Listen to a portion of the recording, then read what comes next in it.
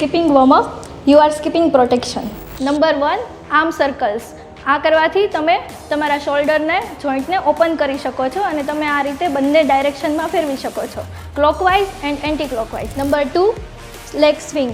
તમે આ રીતે લેગ સ્વિંગ કરવાથી તમારા જે લેગના મસલ છે એ તમારી આગળની એક્ટિવિટી માટે પ્રિપેર થશે અને તમારા જોઈન્ટ ઓપન થશે. આગળ બી કરી શકો છો અને તમે સાઈડમાં બી કરી શકો છો.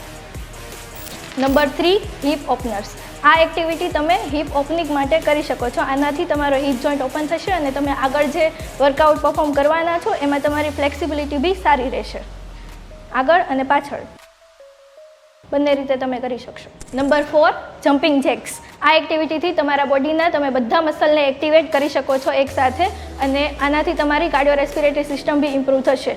એટલે તમે એક્ટિવિટી કરતી વખતે તમને થાક ઓછો લાગશે.